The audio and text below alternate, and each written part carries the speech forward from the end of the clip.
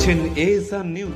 আরজি করের মহিলা ডাক্তারকে নির্যাতন ও মৃত্যুর প্রতিবাদে ও সুবিচার চেয়ে বহরমপুর ব্যারাক স্কয়ার ময়দানে জমায়েত। আরজি করের মহিলা ডাক্তার নিগৃহীতা ও নৃশংসভাবে মৃত্যুর প্রতিবাদে সুবিচার চেয়ে সারা দেশ জুড়ে মহিলারাও রাত্রি দখলের অবস্থানে নেমেছে। দেশের বিভিন্ন জায়গায়, রাজ্যের প্রতিটা জেলায় জেলায়, শহরের বিভিন্ন জায়গায় জায়গায় রাত্রিবেলায় জমায়েত হয়ে প্রতিবাদী সভা ও মিছিল করল তারা। মোমবাতি হাতে মিছিলে সামিল হয়েছে হাজার হাজার নরনারী।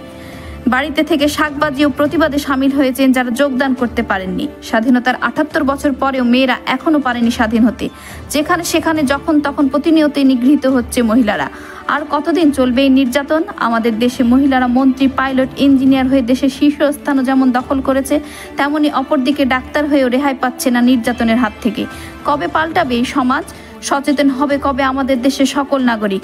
তারই প্রতিবাদ মিছিল মুর্শিদাবাদের বহরমপুরের এএসআর নিউজের পর্দায়।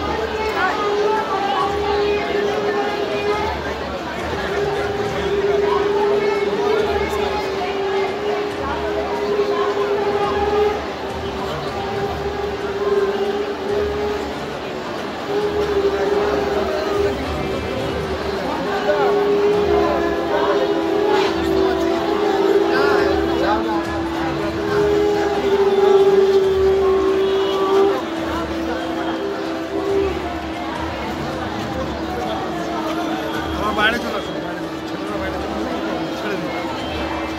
এই যে দাদা, ছেলেগুলো বাইরে আসুন, মেয়েগুলো যেতে